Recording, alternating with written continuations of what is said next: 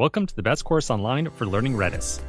My name is Stephen Greider, and I've been a software engineer for over 14 years, working with large companies and tiny startups. Having used Redis in over a dozen professional projects, I'm excited to share all my knowledge with you. Redis is an in-memory database that is used in a large number of real-world apps because of its speed and simplicity.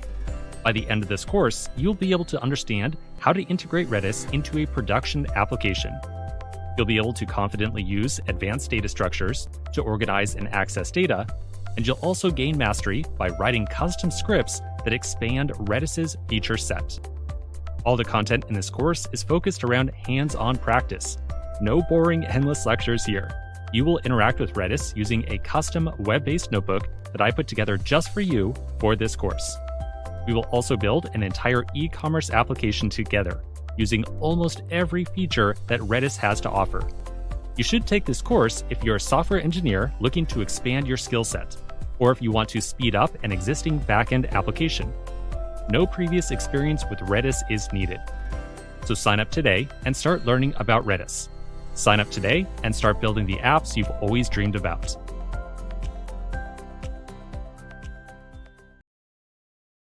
Now that we've got some administrative stuff out of the way, let's start to dive into some technical topics. In this video, we're going to try to answer one single question. What is Redis all about? So we're going to start with the basics. Redis is a database. That means we can use it for persisting information for any kind of app. Information like user accounts, blog posts, comments, and so on. After storing information, we can then retrieve it later on by writing queries. Now, this behavior is similar to just about every other database out there. So how is Redis different? And why do we decide to use Redis over any other database? Well, the answer is simple. Software engineers like yourself and myself choose to use Redis for one primary reason. It is incredibly fast. Redis can store and retrieve data extremely quickly. So the question here is, where does Redis get its performance from? Redis is not fast because it was created by some coding genius. And it is not fast because it is written in some kind of super special programming language or anything like that. Instead, Redis is fast for three primary reasons. First, all data is stored in memory. Most databases store all their information between both the memory of a computer and a hard drive. Accessing data in memory is fast, but getting data that is stored on the hard disk is relatively slow. So Redis makes a very simple decision here. Rather than storing any information on the hard disk, it keeps all the data in memory. And that means that accessing any data inside of a Redis database is usually very fast by default. Now, there is a very clear downside to this approach. It means that by default, it can be challenging to work with a data set that is larger than the amount of memory that your computer has. So for example, if you have a data set that is 100 gigabytes large, but your computer only has 8 gigabytes of memory, that is not going to fit in memory. That might sound like a tremendous problem, but do not worry about it. We're going to spend a lot of time later in this course discussing very clear strategies for working around this limitation. All right, on to the second reason that Redis is very fast. The second reason is that Redis stores all of its data, or organizes all of its data, in simple data structures. Now, there's a lot of detail in this diagram right here. Don't worry about the details. All I mean to indicate is that all of our data is organized into classic data structures, like linked lists, sorted sets, hash maps, and so on. These different data structures have very well-known and very well-understood performance characteristics.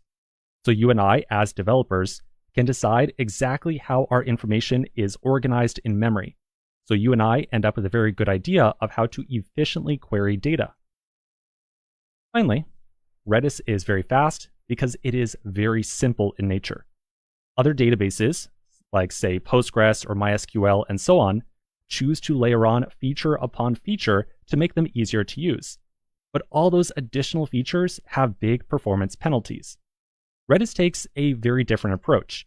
Rather than stuffing in a ton of different features into the database, it is kept very simple on purpose. Okay, so right away, we are understanding here in this video that Redis is very fast. That is why we use it. It is fast for three reasons. We keep all this data in memory. We organize this data in simple data structures, and Redis on purpose has a very simple feature set. Now, these three notes right here really have one big takeaway. Understanding Redis and learning how it works ends up being very different than other databases. We use Redis because it is fast, and it is fast because of these limitations right here. So in order to use Redis, we have to understand how to fit our data into a limited space. We have to understand how to fit our data or organize it using these simple data structures. And we have to understand how to kind of work ourselves around this limited feature set. That really starts to paint a picture of where we're going to spend our time when we are learning Redis. We need to understand how to work with data, how to organize it, and how to work with this simple feature set. Okay, so with that in mind, let's go through a little bit of setup in the next video.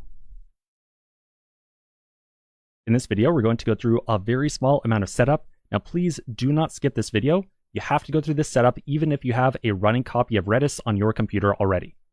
Okay, so let's get to it. The first piece of setup that we're going to go through, we need a copy of Redis, something where we can actually store data, run commands, and so on. In this course, you have two options for running Redis. You can either create a free instance of Redis on redis.com. This is a publicly available website that you can use to run Redis, or alternatively, you can install and run Redis on your local computer. Now for right now, I really recommend you create an instance of Redis on redis.com. And I'm going to show you that in this video. Later on inside the course, I will show you how to install and run Redis on your local computer. The only reason I'm not showing you that right away is that sometimes the setup is a little bit complicated, in particular if you're running on Windows. So again, for right now, I really recommend you follow along and create an instance on Redis Cloud. So let's get to it. To get started, I'm going to open up a new browser tab and navigate to redis.com. At redis.com, you'll see a page that looks like this. On the top right-hand side, find the button that says either try free or log in. You can then sign up with either Google, GitHub, or use an email address. I'll leave it up to you to actually sign up. Once you are signed up, you will see a page that looks like this. So once you log into Redis Cloud, you're going to see something that says you have no active subscriptions, or you might see a welcome screen, of course, but this is what I see. So to create a database, we first have to create something called a subscription. We'll go into more detail later on what a subscription is versus a database. For right now, we're just going to make a subscription. I'll click on that new subscription button. I'll then make sure that I have fixed plans selected. I'll then scroll down to the bottom. And the only thing I really have to do on this page is enter in a name for this subscription. I'm going to give it a name of free-sub. Once the subscription has then been created, we can then make an actual database. So on the right-hand side, I'll click on New Database. I'm going to give this a name of free-db. And then on the top right-hand side, I'll click on Activate Database. Now, creating the database might take a couple of seconds. So we're going to wait for that little yellow icon right there to turn green. Once it's turned green, our database has been created and we are good to go. I'm going to pause this video right here. We're going to come back in just a moment and do just a touch more setup. It looks like my database has been created. So now that we have a database, we're going to move on to a second piece of very quick setup.